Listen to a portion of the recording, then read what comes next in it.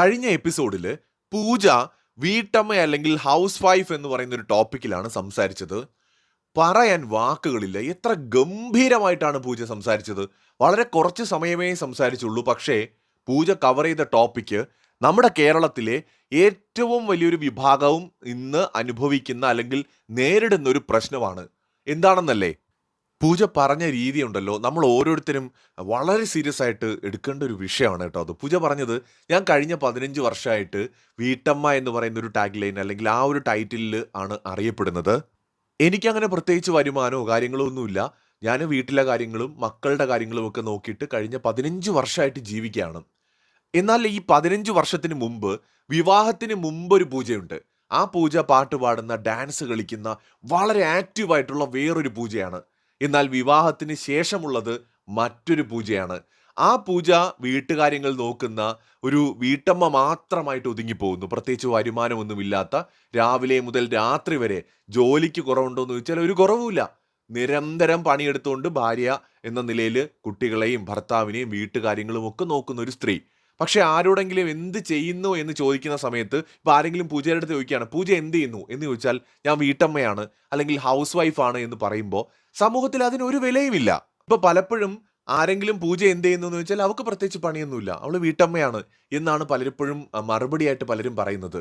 നമുക്ക് പണിയില്ലേ? പൂജ ചോദിക്കുകയാണ് നമ്മുടെ സമൂഹത്തോട്, നമുക്ക് പണിയില്ലേ? വീട്ടമ്മമാരെന്ന് പറയുന്ന മനുഷ്യർക്ക് അല്ലെങ്കിൽ സ്ത്രീകൾക്ക് പണിയില്ലേ? രാവിലെ തൊട്ട് രാത്രി വരെ പണിയുണ്ട്. പക്ഷെ ഒരു വിലയുമില്ല സമൂഹത്തിൽ. എന്നാൽ ഈ ചെയ്യുന്ന പണി മറ്റൊരു വീട്ടിൽ പോയിട്ട് ചെയ്യുകയാണെങ്കിൽ അതിന് ശമ്പളമുണ്ട്, അതിന് വിലയുമുണ്ട്. അതായത് പൂജ പറയുന്നത്, സ്വന്തം വീട്ടിൽ നമ്മൾ പണി ചെയ്യുന്ന സമയത്ത് അതിന് ശമ്പളമില്ല എന്നതേ പോട്ടെ, അതിനൊരു വിലയും ഇല്ല എന്നുള്ളതാണ് പൂജ ചൂണ്ടിക്കാണിക്കുന്നത്. അതൊരു വലിയ വിഷയം തന്നെയാണ്. ഒരു വളരെ പ്രധാനപ്പെട്ട ഒരു ടോപ്പിക്കാണ് പൂജ അവിടെ സംസാരിക്കുന്നത്. ഒരു വീട്ടമ്മ എന്ന നിലയിലാണ് പൂജ ബിഗ് ബോസിലേക്ക് വന്നിരിക്കുന്നത്. കേരളത്തിലുള്ള ലക്ഷക്കണക്കിന് വീട്ടമ്മമാരായിട്ടുള്ള സ്ത്രീകളെ റെപ്രസെൻ്റ് ചെയ്തിട്ടാണ് പൂജ വന്നിരിക്കുന്നത്. വളരെ മനോഹരമായിട്ട് പൂജ സംസാരിച്ചു കേട്ടോ, വളരെ മനോഹരമായിട്ട്. ആ ഒരു പൂജയുടെ തുടക്കത്തിലുള്ള ആ ഒരു വാശിയും ജയിക്കാനുള്ള ആ ഒരു ത്വരയും ഒക്കെ എവിടെ നിന്ന് വന്നു എന്ന് ചോദിച്ചാൽ, അവരുടെ ജീവിതാനുഭവങ്ങളിൽ നിന്ന് വന്നത് തന്നെയാണ്. ശരിക്കും ഒരു അടിപൊളി മത്സരാർത്ഥിയാണ് പൂജ എന്നത് ഈ നിമിഷത്തിൽ ഒരു സംശയവുമില്ല നമുക്ക് പറയാം. ഒരുപക്ഷെ എനിക്ക് തോന്നുന്നു ഈ ഒരു വ്യക്തി ബിഗ് ബോസിൽ ഉണ്ടാകണമെന്ന് പേഴ്സണലി എനിക്ക് തോന്നിപ്പോയി. കാരണം നമ്മുടെ ബിഗ് ബോസ് കാണുന്നത് ആരാണ്? മെജോറിറ്റി വീട്ടമ്മമാരാണ്. എനിക്കറിയാവുന്ന ഒരു കാര്യം എന്താണെന്ന് വെച്ചാൽ, ഒരുപാട് കമൻറ്റുകൾ കാണാറുണ്ട്. പലരും വീട്ടിലെ ജോലികൾ ചെയ്യുന്നതിനോടൊപ്പം ഒരു എൻ്റർടൈൻമെൻ്റ് ആയിട്ട് മൊബൈൽ ഫോൺ എവിടെയെങ്കിലും ഒരു സൈഡിൽ വെച്ചിട്ട് വീഡിയോ ലൈവ് 24/7 കാണുന്നവരുണ്ട്. എപ്പിസോഡ് ഹോട്ട്സ്റ്റാറിൽ പ്ലേ ചെയ്ത് കാണുന്നവരുണ്ട്. ടി വിയിൽ ഒരു ജോലി ചെയ്യുന്ന കൂട്ടത്തിൽ തന്നെ കിച്ചണിൽ നിന്നുകൊണ്ട് ഈ ഒരു ബിഗ് ബോസിൻ്റെ എപ്പിസോഡ് ടെലികാസ്റ്റ് ചെയ്യുന്ന സമയത്ത് കാണുന്ന വീട്ടമ്മമാരുണ്ട്. ഇതിനിടയിൽ റിവ്യൂസ് കാണുന്നവരുണ്ട്.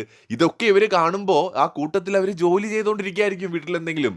സോ ശരിക്കും നമ്മുടെ ബിഗ് ബോസിൻ്റെ തന്നെ ഏറ്റവും വലിയൊരു കോർ ഓഡിയൻസ് എന്ന് പറയുന്നത് സ്ത്രീകളാണ്, വീട്ടമ്മമാരാണ്. സോ ആ വീട്ടമ്മമാരെ റെപ്രസെൻ്റ് ചെയ്തുകൊണ്ട് ഒരു മത്സരാർത്ഥി ബിഗ് ബോസിൽ വരുമെങ്കിൽ അത് വളരെ നല്ലൊരു കാര്യമാണ്. നമുക്ക് പ്രതീക്ഷിക്കാം പൂജ സീസൺ 8 ഉണ്ടാകുമെന്ന്. പ്രേക്ഷകരുടെ വിലയേറിയ അഭിപ്രായങ്ങൾ കമൻറ്റ് ചെയ്യൂ.